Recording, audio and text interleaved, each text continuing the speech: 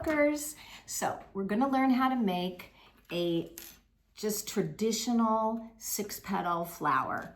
It's gonna look like this or close to it, and depending on what kind of yarn you use. I'm going to teach, as you know, on thick yarn with a bigger hook, a 5.5.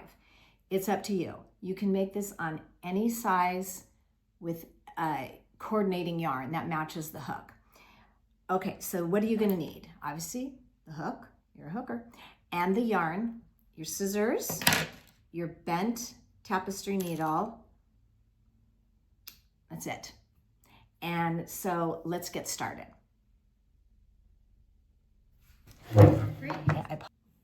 Step 1, we're gonna hop on our slip. Who am I? We're gonna hop on our hook using a magic circle. And I'm not gonna teach you that now, but I think you know that you can find a video for that on my channel. So we're going to chain 3. 1, 2, 3.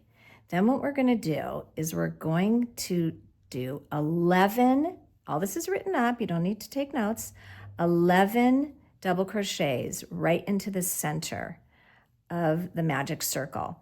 And I'll tell you, one thing that really helps when you're doing this, working in a magic circle, is after 2 or 3 stitches, make sure that you're still all lined up like that, because we don't want to lose that tail, or else it won't work when you pull it. So we have 1, 2, 3, 4, 5, 6, 7, 7, 8. Notice that I'm keeping the tension even. I check it out, I'm still good. 9, and 10 and 11. Once I get my 11, so you got it, I'm looking at 12 in total because that first chain 3 is going to count as a double crochet.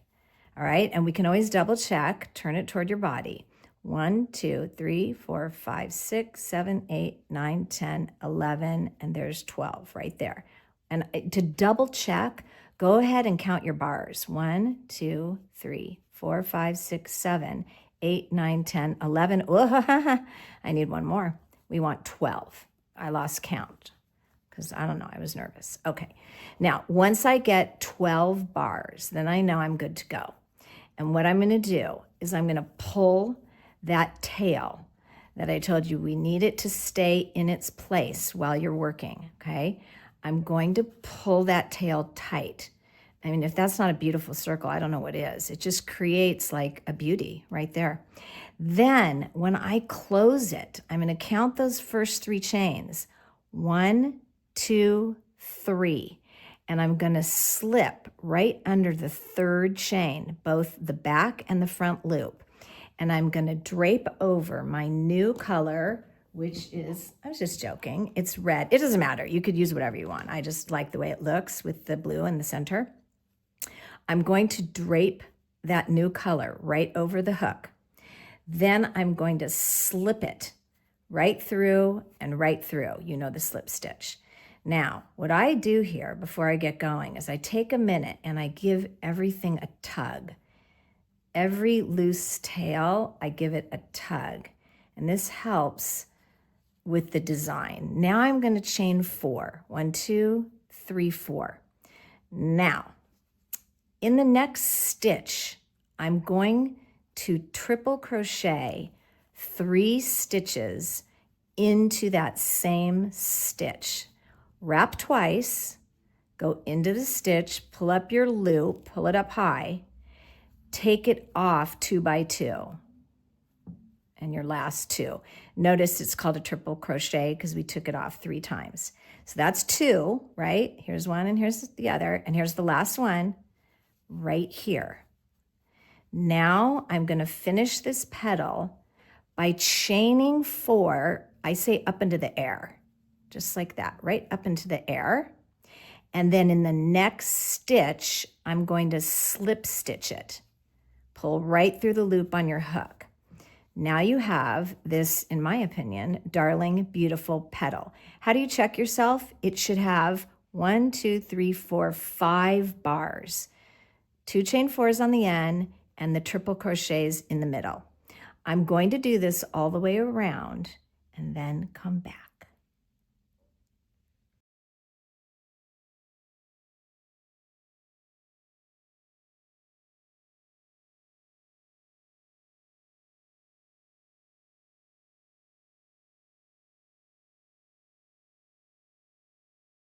Okay, so here we are with our finished flower. I've got two. And what I do at the end is, I was telling you, I tug everything, and that makes it really like form well. Then I tie the two white strings together, and I tie the two red yarn threads together. I give it a good tug here. Now, if I'm going to use it and you're not going to see the back, I don't really care what this looks like. If you're going to see the back, then go ahead and take your tapestry needle and weave in your ends. Weave the white thread on the white and the red thread on the red. In this case, I'm actually making just a little necklace with it, so it's going to look like this when it's done. So the back is not essential because that's obviously not going to show. So all I do is I just take a scissor and give it a clip down close to the where I tied the knot, and that's it. Then I turn it back over. What I do then is I take any color that you want to use. In this case, I'm going to stick with blue, and red, white, and blue. And I make a French knot. Here's what a French knot is. Come up from the back side, pull the thread all the way, leaving a bit of a tail. Again, weave it or tie it in. Take your tapestry needle and whip around it 1, 2, 3, 4, 5-ish times. Go back in, but not exactly where you came out of. So a little bit next to it.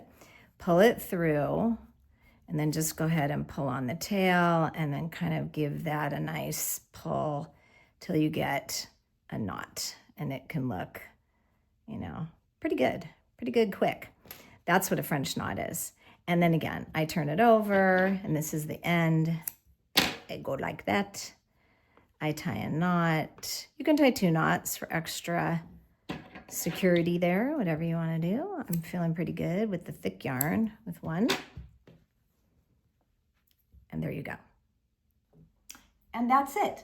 Now you have an easy recipe to make a flower, and you can do it any size. Of course, this was our big chunky one. You can make little minis. This one I made into a little necklace, which is really darling.